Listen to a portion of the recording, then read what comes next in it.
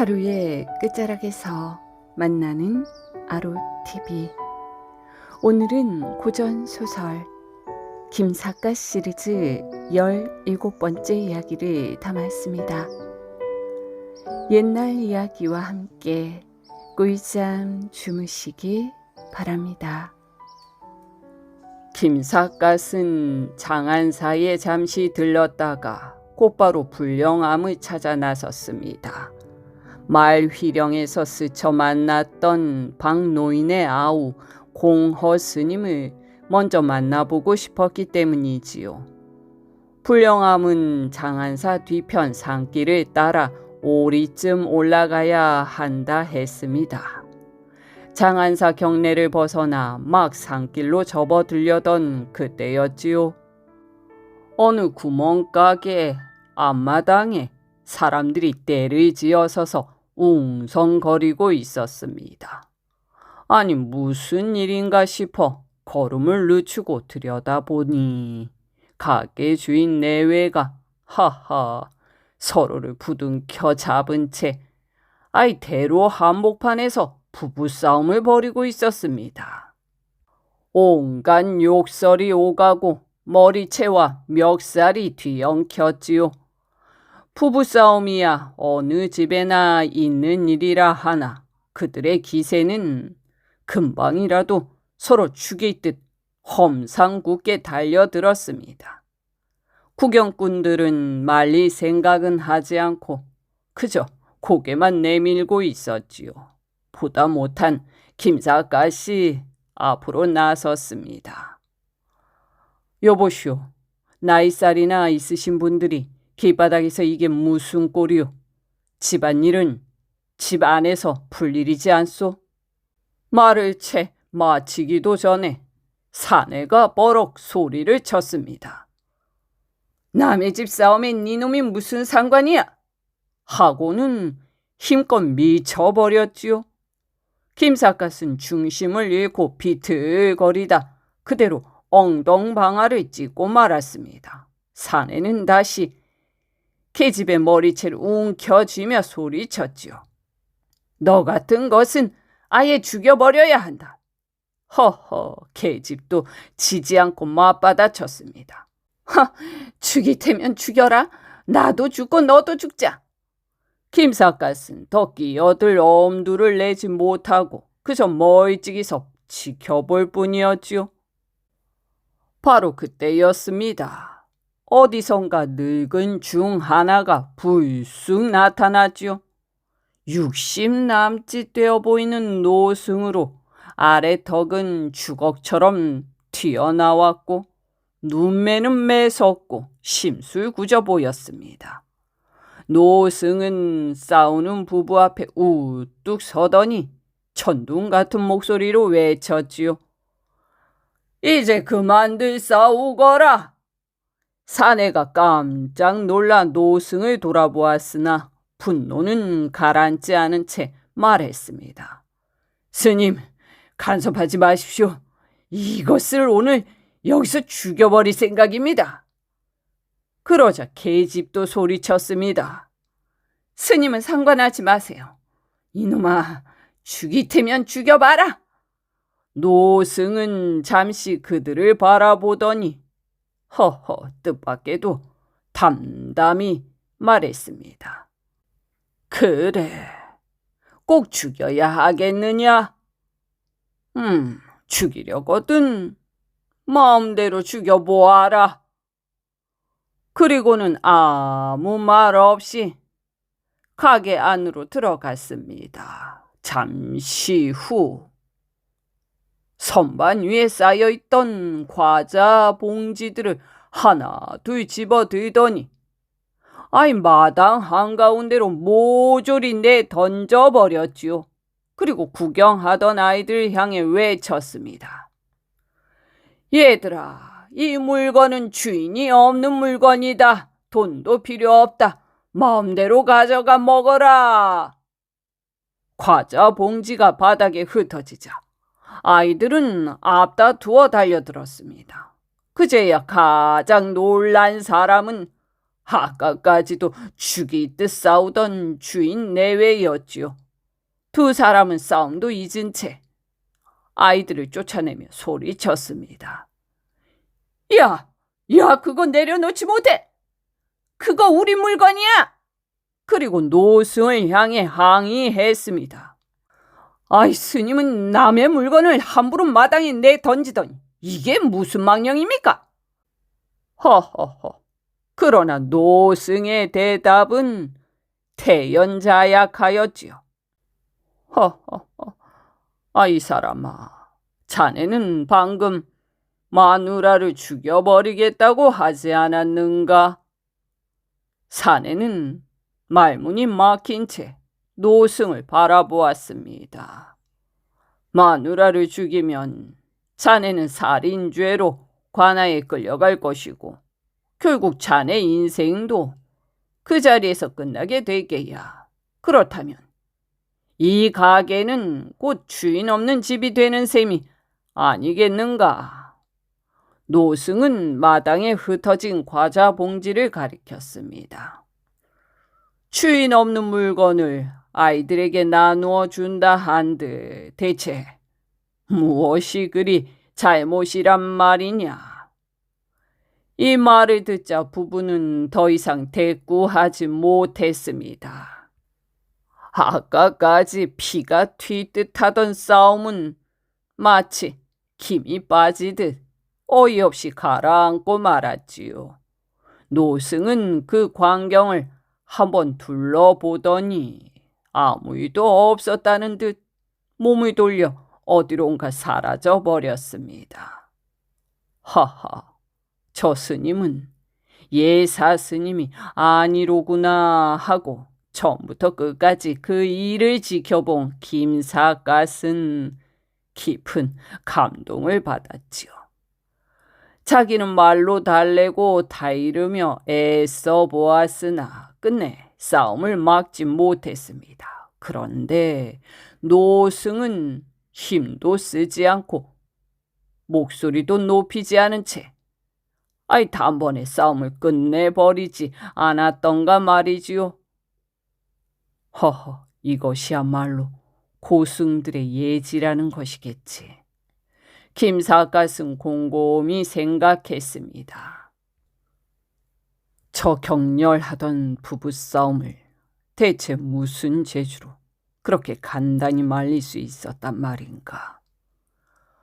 불령암을 향해 걸음을 옮기며 생각은 더욱 깊어졌습니다. 진실과 명분이라는 것은 늘 함께 가는 것이 아니구나. 부부싸움이란 바로 그 둘이 어긋날 때 벌어지는 것이리라. 싸우는 이들 스스로도 그만두고 싶어 하면서 정작 멈출 명분을 찾지 못해 싸움은 점점 커지는 법이다. 노승은 그 미묘한 사람 마음을 꿰뚫어 보고 있었던 것이지. 그래서 엉뚱해 보이는 지혜로 싸움을 단숨에 끝낼 수 있었던 것이야.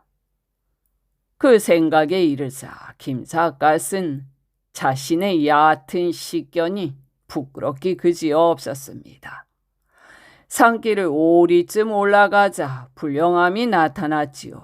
붉은 암벽을 병풍처럼 두르고 커다란 개수나무 그늘 아래 자리한 암자였습니다. 뜰에는 잡초가 무성했고 한낮임에도 출입문은 굳게 닫혀 있었지요.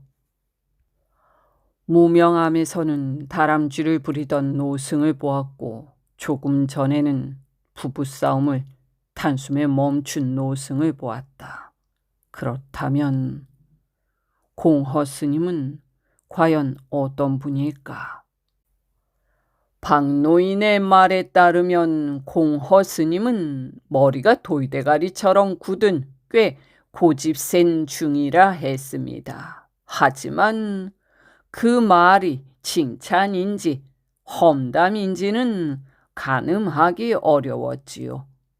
김삿갓이 마당가를 서성거리며 이런저런 생각을 하고 있는데 마침 동승 하나가 산길을 따라 올라오고 있었습니다. 김삿갓은 동승에게 물었지요.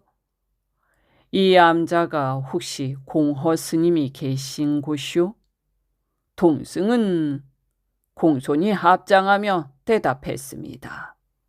예, 이곳은 공허 큰 스님께서 계시는 암자이옵니다. 그런데 손님께서는 큰 스님을 찾아오셨습니까? 그냥 스님이 아니라 큰 스님이라 부르는 것을 보니 공허는 보통 인물이 아닌 듯 싶었습니다. 말휘령에 박태기 노인이라는 분이 계시오.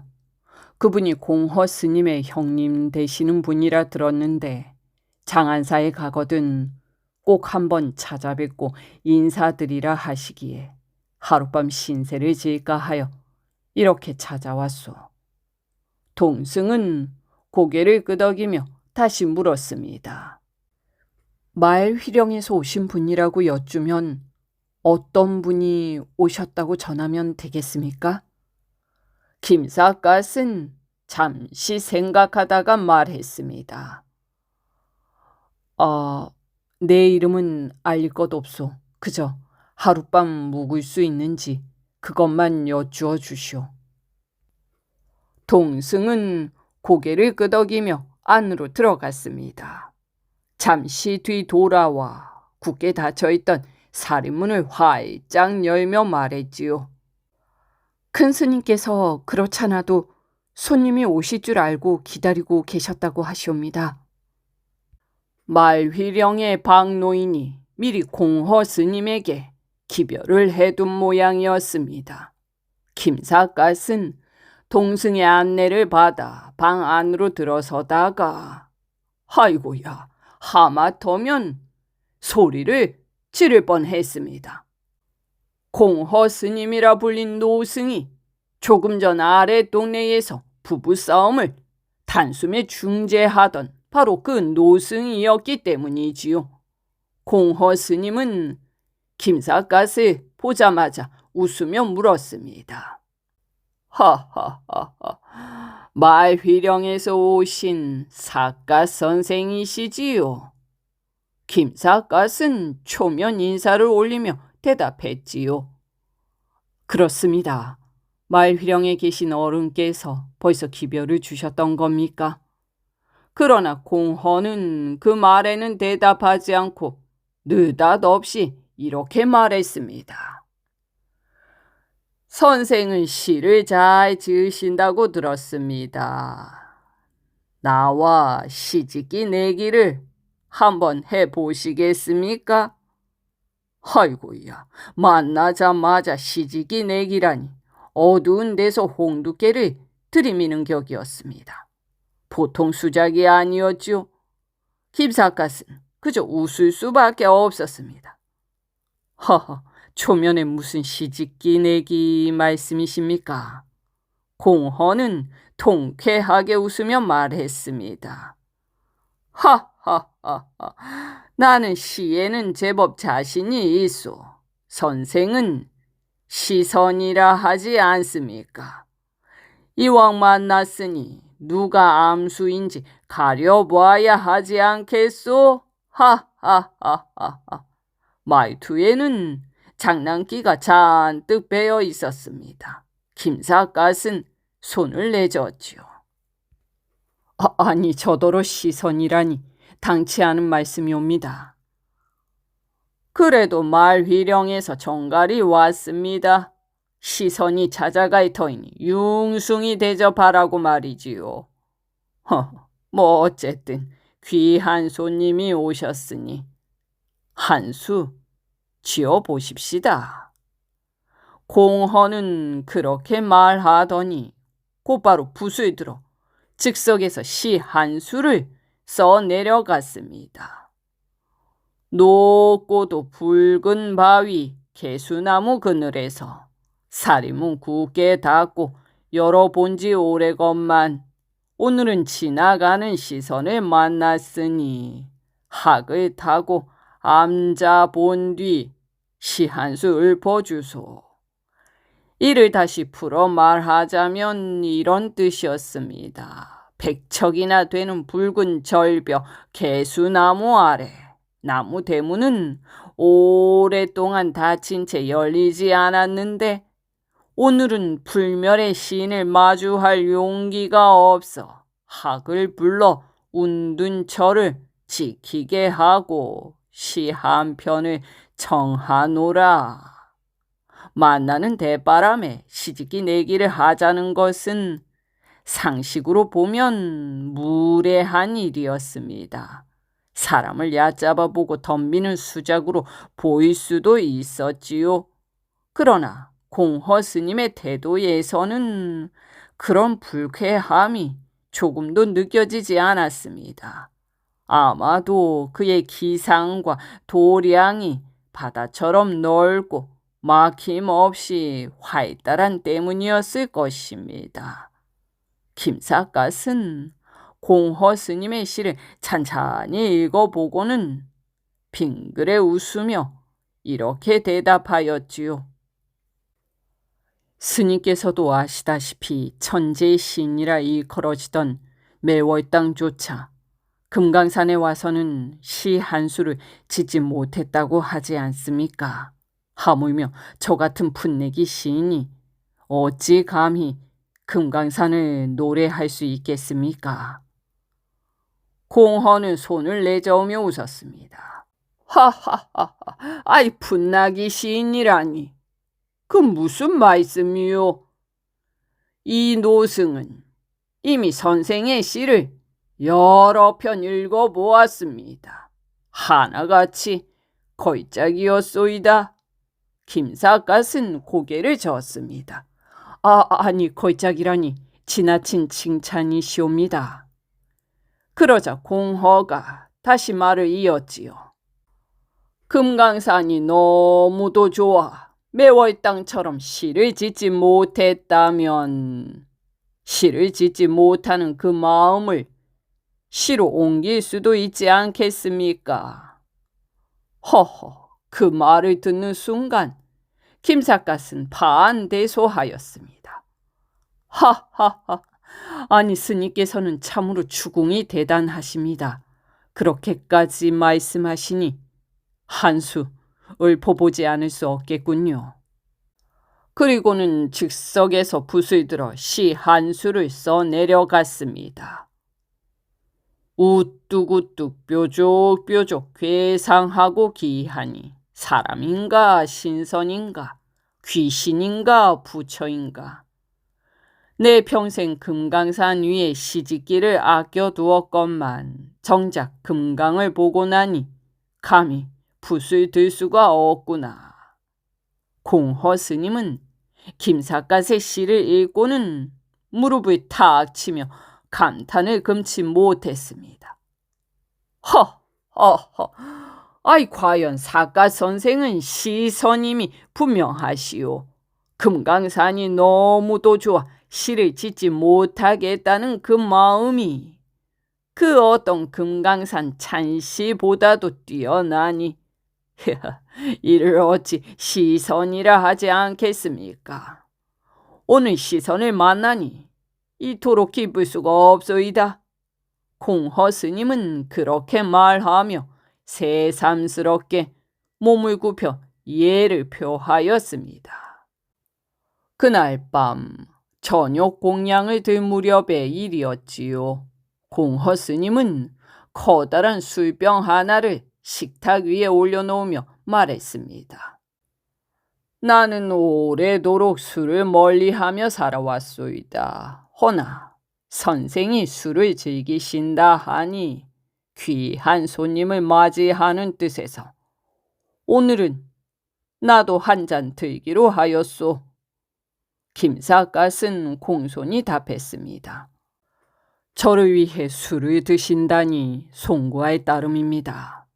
불가에서는 본래 술을 멀리하는 법이 아니옵니까? 공허는 고개를 끄덕이며 웃었습니다. 하하하, 한때는 그렇지요.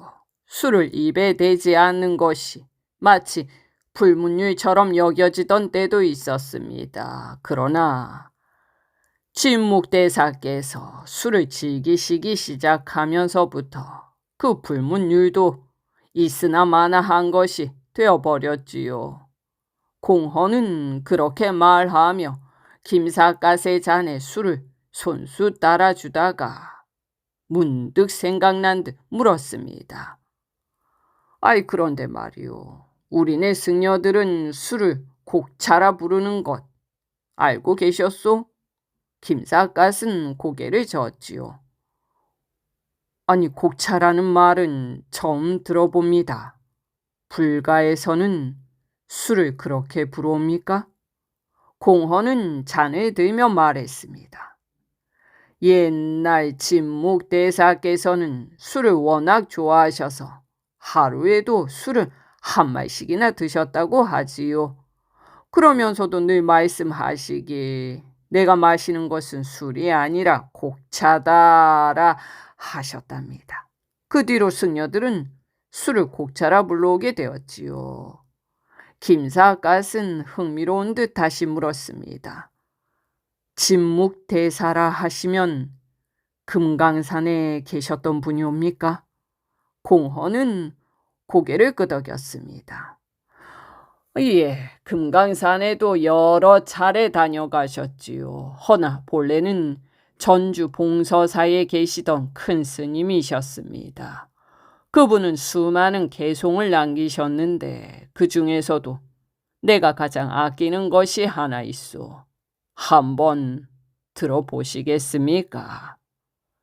그리고 공허 스님은 낮게 읊조리듯 시를 읊었습니다. 하늘은 이불이요, 땅은 깔개요, 산은 베개로다. 달은 촛불이요, 구름은 병풍이요, 바다는 술통이로다. 크게 취해 거연히 일어나 춤을 추노니 긴 소매에 곤륜산이 걸릴까 염려되네.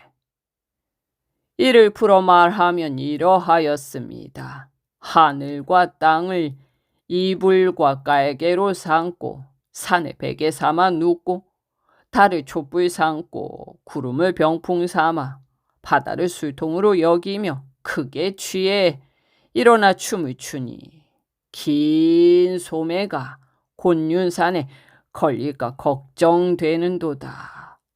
김삿갓은 진묵대사의 시를 듣고 그 호방하고 웅대한 기상에 크게 탐복하지 않을 수 없었지요. 김삿갓은 감탄을 숨기지 않고 말했습니다.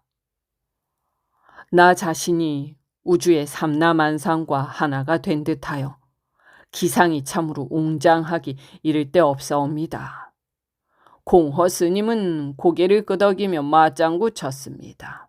하하, 예 고승들은 모두 그러했지요. 서산대사의 개송 가운데에서도 이런 것이 있소이다. 그리고는 술기운이 오른 목소리로 서산대사의 시를 또렷이 읊어내려갔습니다. 망국의 도성은 개미집 같고 천하의 호걸들은 초파리로다. 달 밝은 창가에 허심이 누웠으니 끝없는 솔바람이 멈출 줄을 모르네. 이를 풀어 말하자면 이러하였습니다. 세상의 모든 나라 수도는 개미떼처럼 작아 보이고 천하의 영웅 호걸들 또한 하찮은 존재에 불과하다. 달 밝은 창가에 마음을 비우고 누우니 소나무 사이로 불어오는 바람이 끝없이 이어진다. 그 시 또한 기상이 웅대하고 마음이 활짝 열린 고승이 아니고서는 도저히 지을 수 없는 작품이었지요. 공허 스님은 서산대사를 진심으로 흠모하는지 술을 연거푸 들이키며 이야기를 이어갔습니다.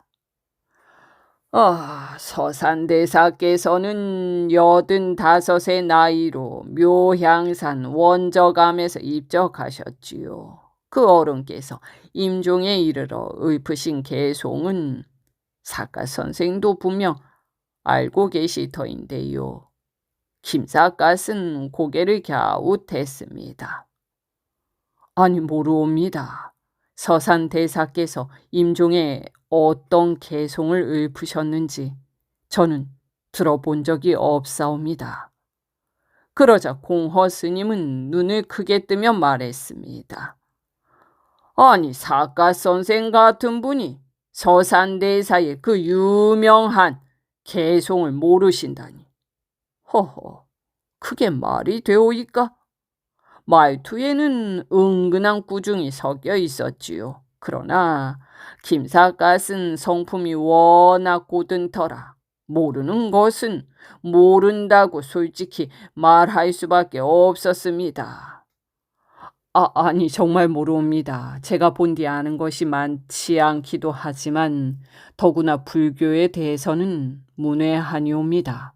서산대사께서 임종에 읊으신 개송이 무엇인지 이 기회에 꼭 들려주시옵소서. 공허 스님은 잠시 김삿갓을 바라보더니 말했습니다. 정말로 모르신다면 네 들려드리리다.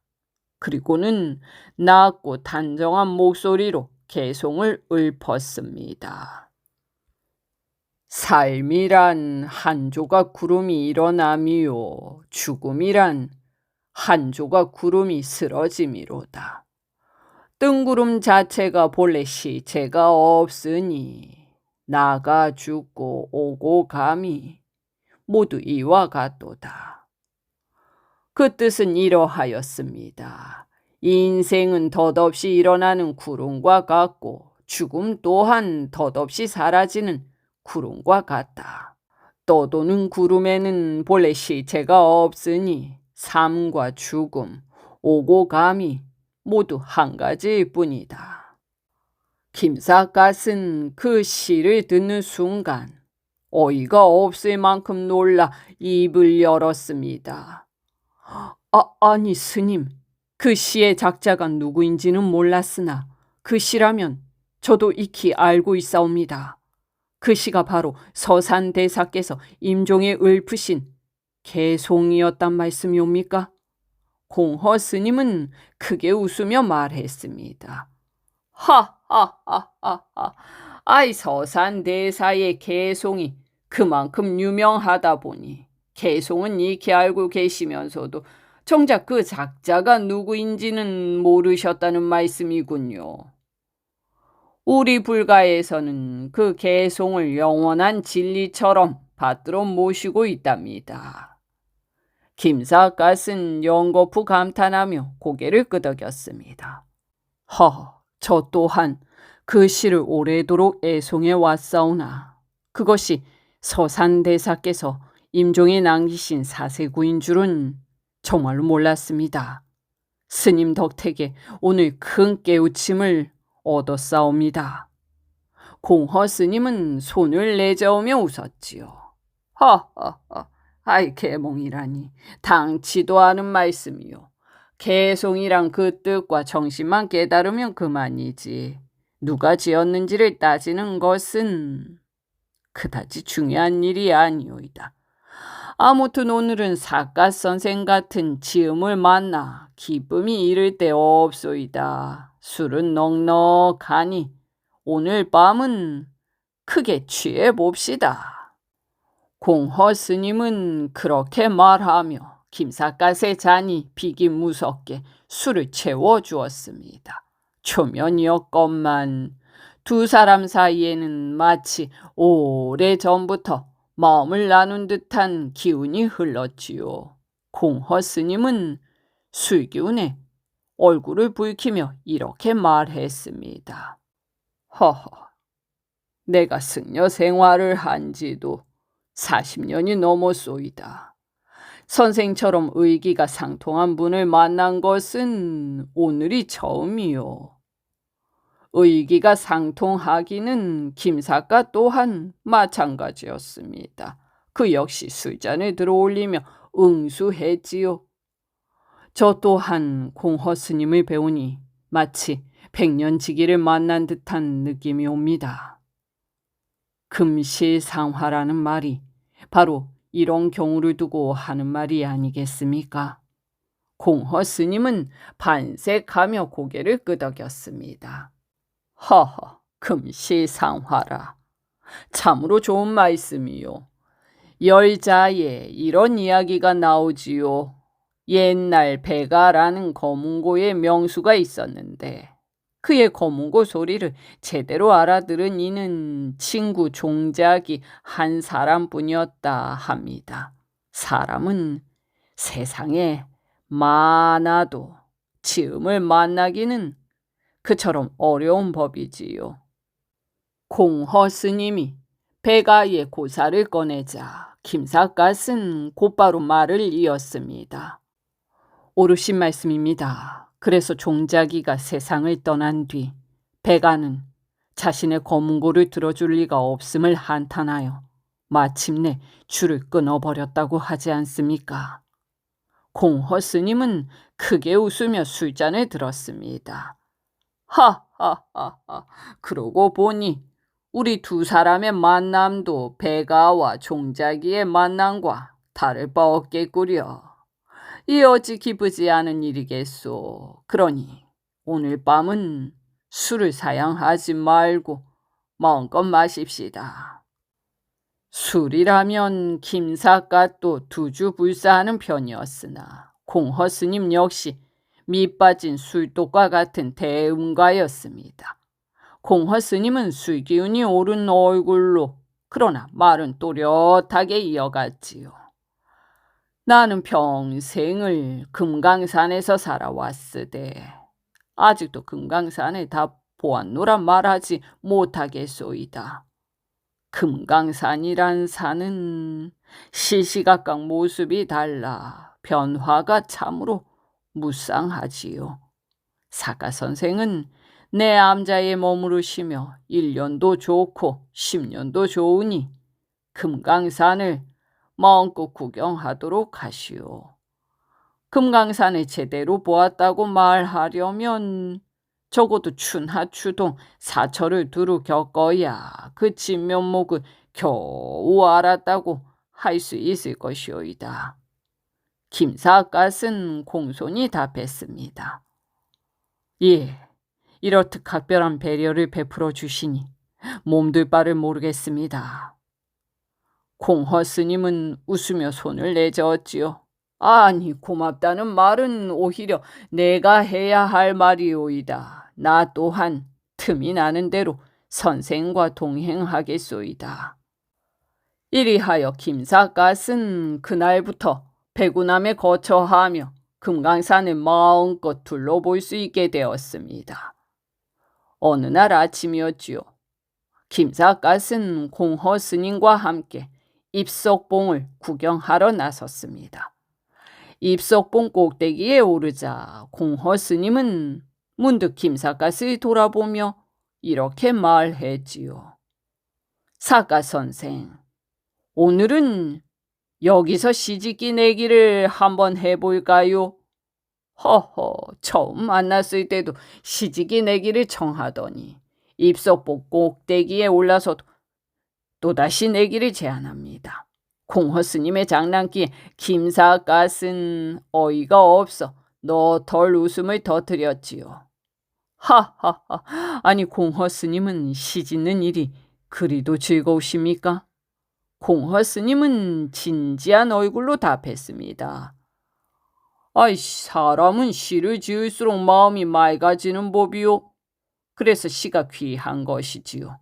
허나 아무리 시를 짓고 싶어도 마주할 시인이 있어야 하지 않겠소. 오늘은 천만다행으로 배가가 종자기를 만난 셈이니 우리 서로 거문고를 마음껏 타보자는 말씀이오이다.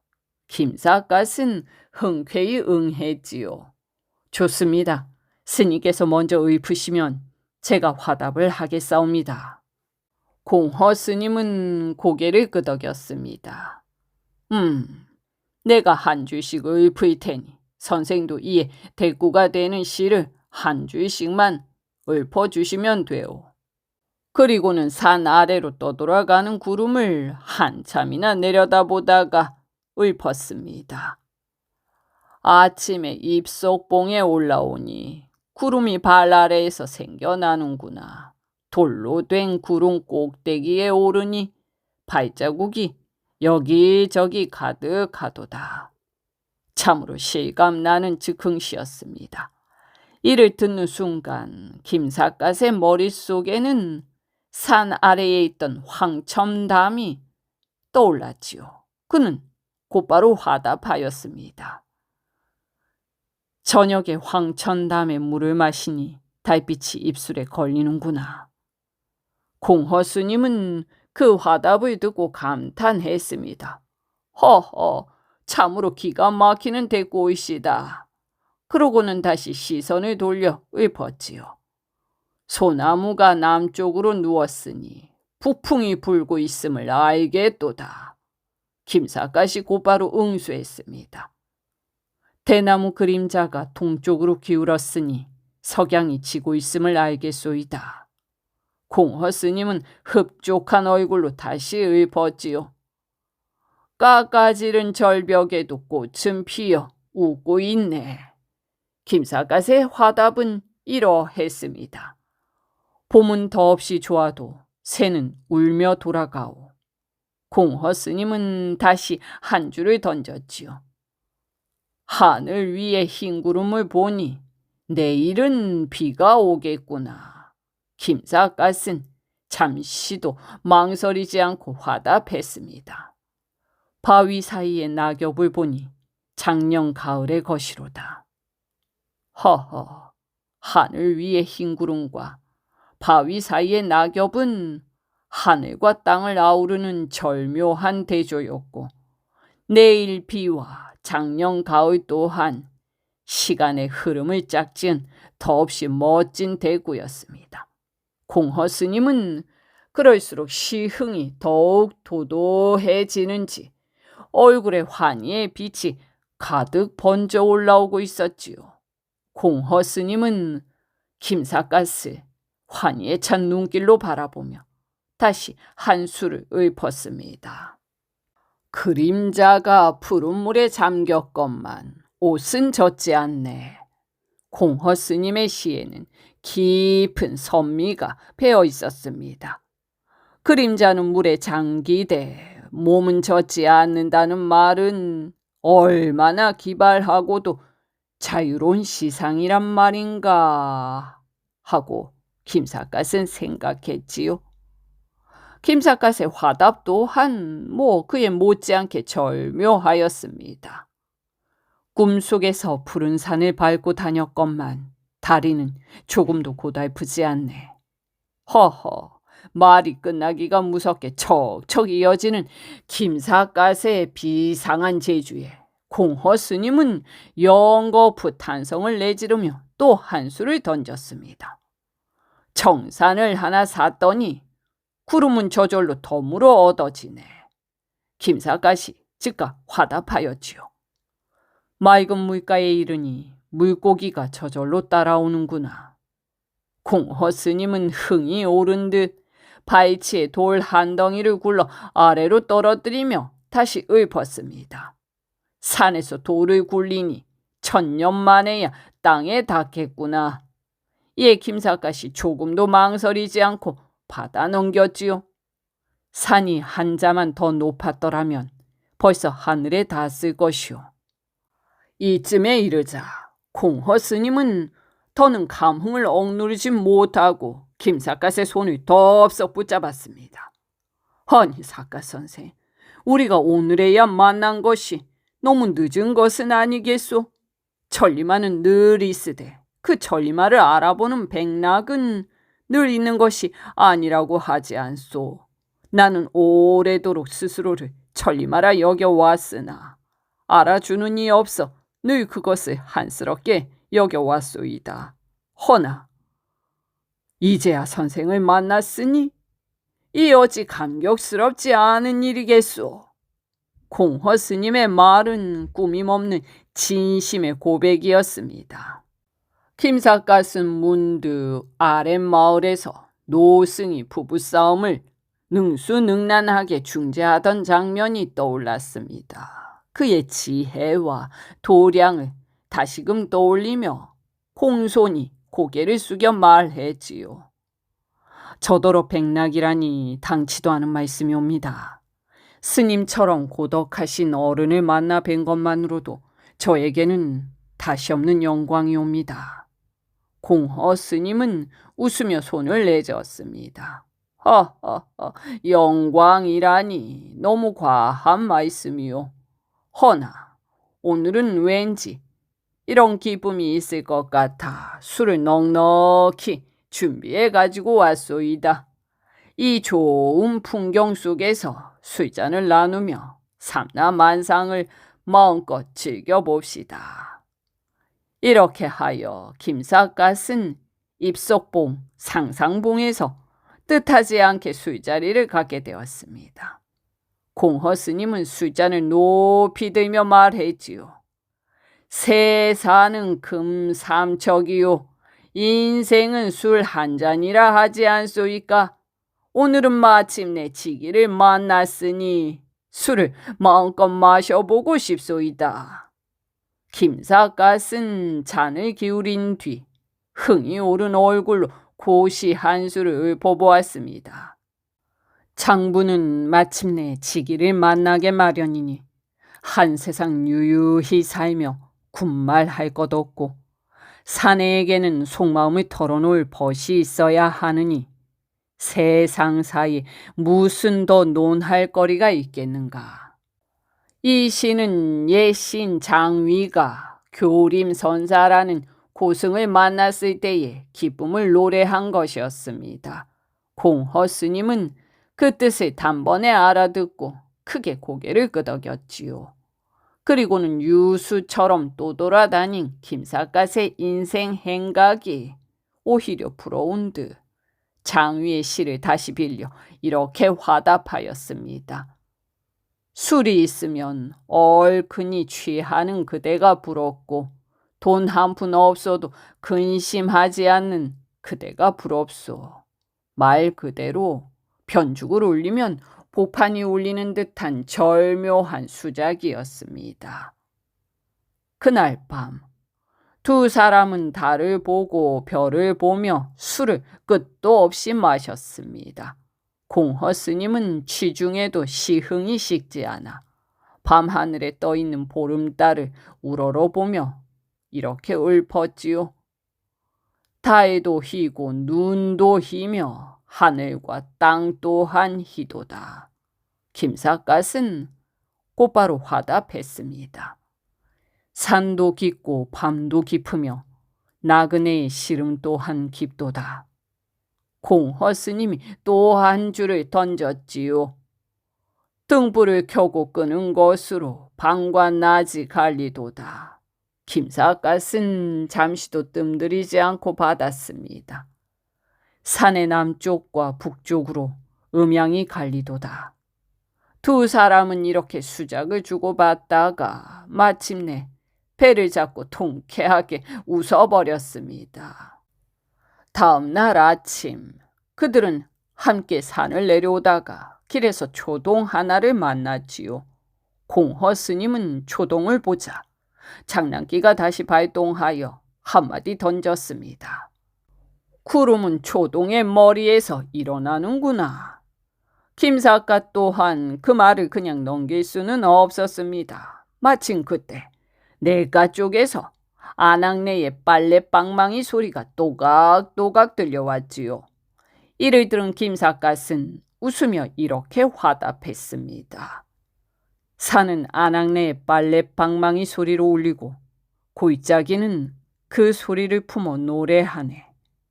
마치 천진난만한 소년들처럼 두 사람은 시를 주고받으며 웃고 떠들었습니다. 그러나 그들이 나누는 수작에는 시정이 한껏 무르익어 있었지요.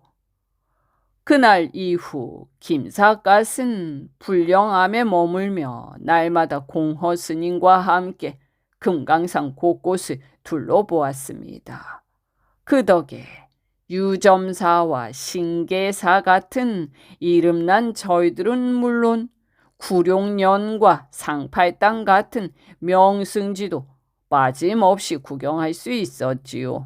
어디를 보아도 한결같이 신비로움이 넘치는 산이었습니다. 그러나 시간이 흐르자 김삿갓은 공허 스님의 시간을 너무 빼앗고 있는 듯해 마음이 편치 않게 되었습니다. 어느 날 그는 조심스럽게 말했지요. 구경은 저 혼자서도 할 수 있으니 스님께서는 예전처럼 수도에 전념하심이 옳지 않겠습니까? 그러자 공허 스님은 그 말이 어처구니가 없다는 듯 고개를 가로저었습니다. 아니, 닭발승이란 본래 산수 사이를 정처 없이 떠도는 그 자체가 곧 수도인 법이요. 그래서 닭발승을 일러 운수승이라 부르는 것이지요. 선생은 미안해서 그러시는 모양이지만 나는 나대로 떠돌며 수행하고 있으니 조금도 마음 쓰실 일이 아니옵니다. 김삿갓은 다시 물었습니다. 그러나 동행자가 있으면 수도에 방해가 되지 않겠습니까? 공허 스님은 빙그레 웃으며 답했지요. 천만의 말씀이요.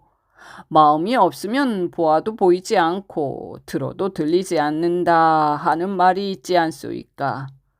나는 날마다 선생과 함께 다니고 있으되 그것은 어디까지나 이 몸, 곧 색신일 뿐이요.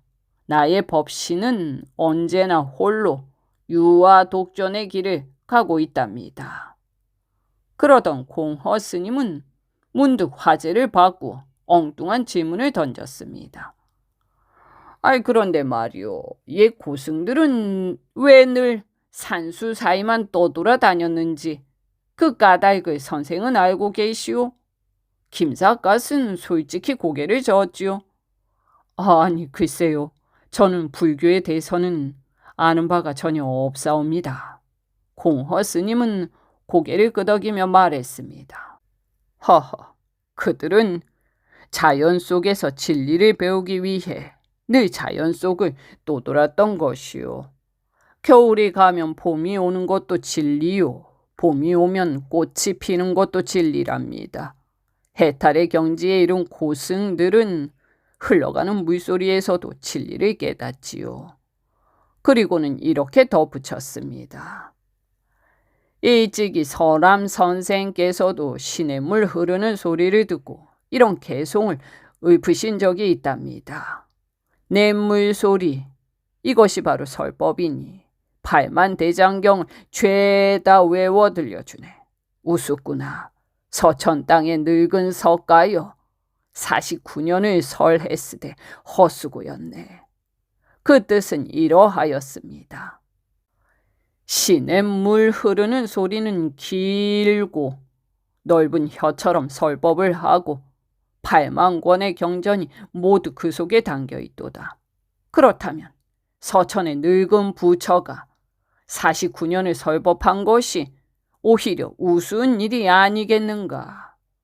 김삿갓은 설암선 사이에 개송을 듣고 그 초탈한 시상에 놀라움을 금할 수 없었습니다.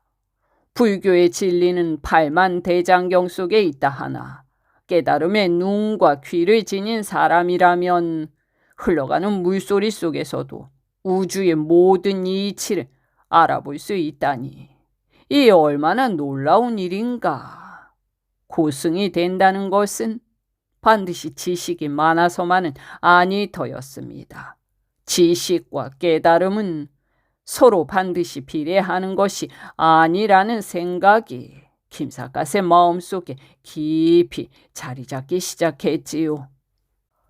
김삿갓은 여름이 다하도록 불령함에 붙박이로 머물며 금강산을 속속들이 구경하였습니다. 대개는 공허 스님과 동행하였으나 때로는 홀로 마음을 비운 채 산길을 나서는 날도 있었지요.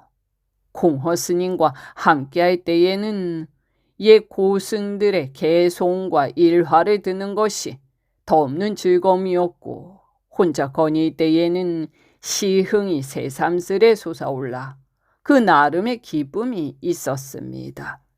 욕기 없는 마음으로 자연 속을 거니다 보면 공허 스님의 말처럼 그날이 그저 즐거운 날, 곧 일의 시호일이 따로 없었지요. 그래서 김삿갓은 혼자 구경을 나설 때마다 금강산을 노래한 시를 여러 수 읽게 되었습니다. 12,000봉을 두루노니며 봄바람에 이끌려 다락 위에 올라보니 바다 위의 해와 달은 거울처럼 둥글고 하늘과 땅은 작아 엎어놓은 배 같구나. 이 시는 12,000봉을 두루 거닌 뒤 산마루에서 동해를 내려다보며 읊은 것이었습니다. 촉대봉에서 동쪽은 넓은 바다라 삼신산이 가까운 듯하고 북쪽은 산이 높아 하늘에 6자 떠 있는 듯하네. 어느 때 생겼는지 그 세월은 알 길 없고 산은 늙고 늙어 머리털마저 휘어졌구나. 이는 촉대봉 촉대루에 올라 동해 바다를 굽어보며 지은 시였습니다. 그리고 다음 시는 늦가을 어느 날 어느 누가 위에서 석양 속에 잠겨가는 풍경을 바라보며 읊은 것이었지요. 긴 여름 다 지나고 가을이 다가오는데 삿갓과 버선을 벗어두고 다락에 기대니 물소리는 담 밑으로 흘러가고 안개 연기 자욱하여 인가를 둘러싸네. 그러나 시가 언제나 쉽게 지어지는 것은 아니었습니다. 어느 날은 술 항아리가 바닥이 나고 목은 타들어가는데 시는 좀처럼 풀리지 않아 이맛살을 찌푸린 채 이런 시를 남기기도 하였지요. 술은 다 했으나 시는 이루어지지 않고 이마엔 주름만 깊어가는구나. 비가 와도 이대로 헤어지세. 집에 돌아가 꾸는 꿈만은 깊고도 깊으리. 이 시에는 떠도는 나그네의 빛과 허기가 고스란히 담겨 있었지요. 김삿갓은 어느 날 홀로 만물상을 구경하러 갔다가 기괴하고도 심묘한 경치에 놀라움을 금할 수 없었고 그 감흥을 참지 못해 또 한 수의 시를 읽게 되었습니다.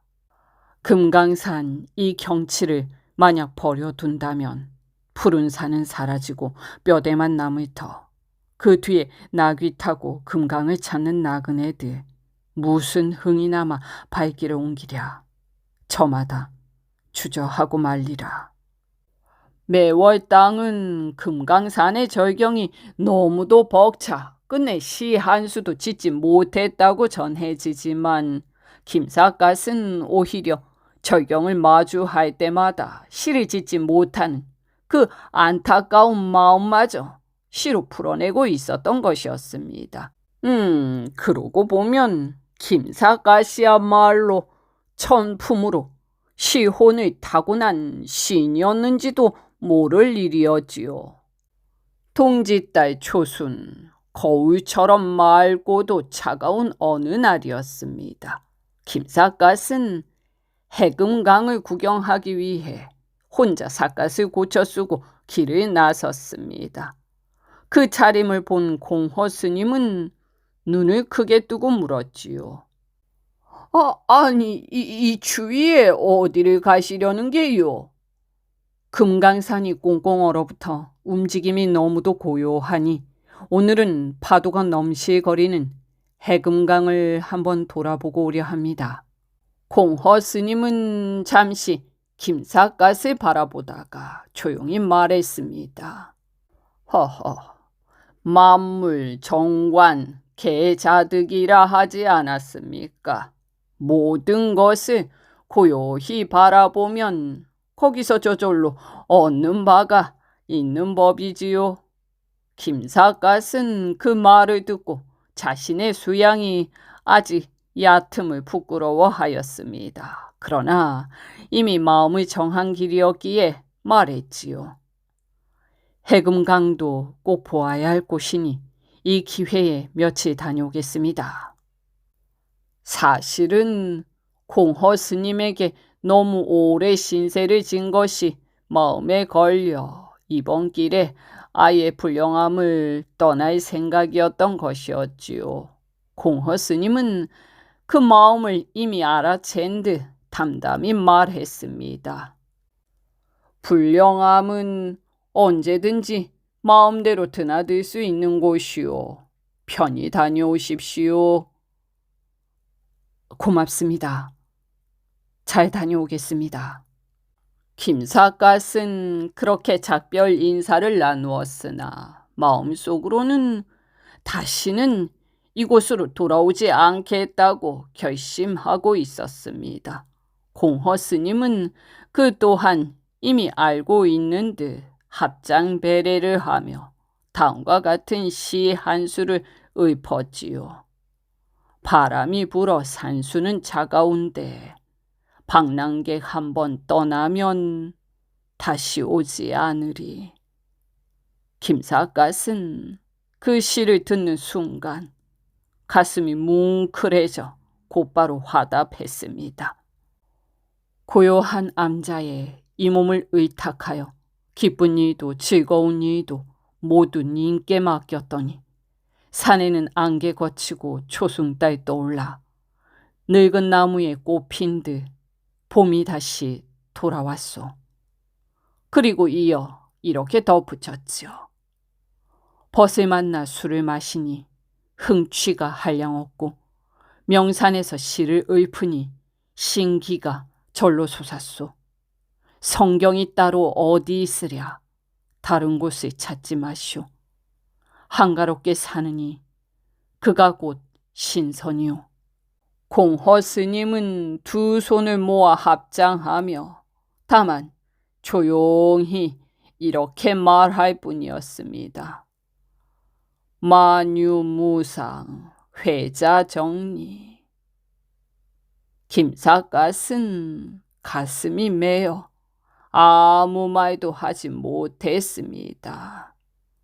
그것이 두 사람이 나눈 마지막 인사였고 영원한 이별이었지요.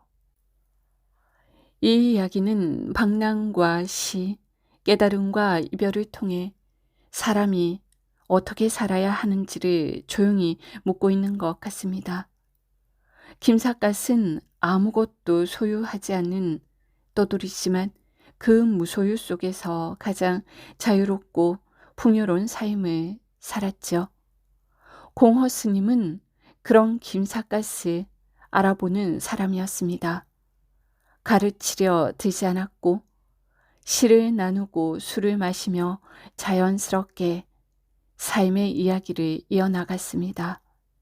두 사람이 시를 주고받는 장면은 누가 더 잘하느냐의 문제가 아니라 서로 마음이 통했다는 점이 아주 중요한 지점이었죠.